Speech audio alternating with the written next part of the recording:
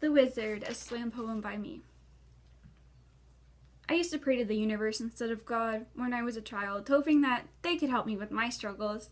I assumed that they could help me faster due to the fact that it was never ending, and that meant they could help me faster, right? Because it's never ending, so they could solve problems and that would never end, right? No.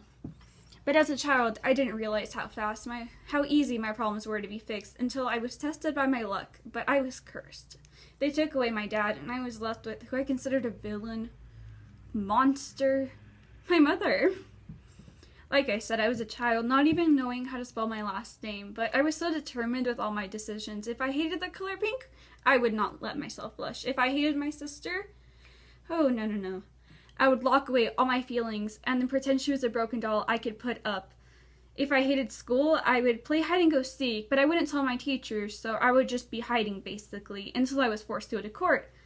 And if I hated my mother, I would never be in sight, always occupied, so there was never time for mother bonding time. In a way, the way I coped with things was hiding or avoiding them, but I couldn't hide from my dad, nor avoid him. He was my hero.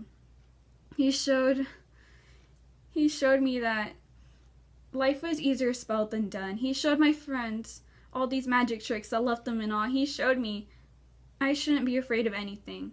If anything, it should be afraid of me and all the things I'm bringing with me. The day he was sent back to Mexico was the day I realized happiness isn't handed to you.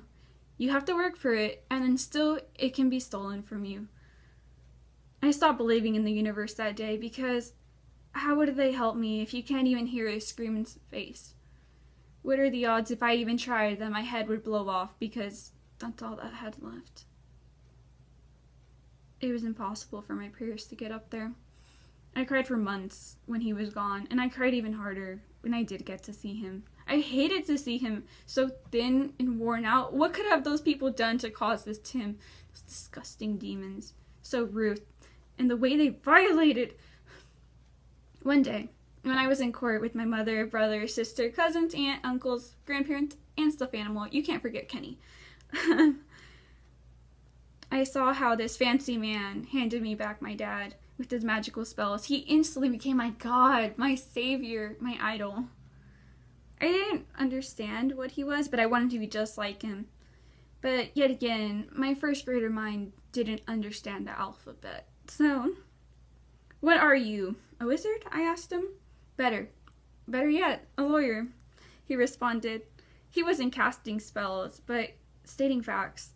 But that didn't matter to me. What mattered was he put a band-aid on my broken heart and handed me my dad. I would have thanked him, but he'd already disappeared, so maybe I thought he was a wizard in disguise of a lawyer. And someday I shall be a lawyer and return the favor. Thank you. Peace.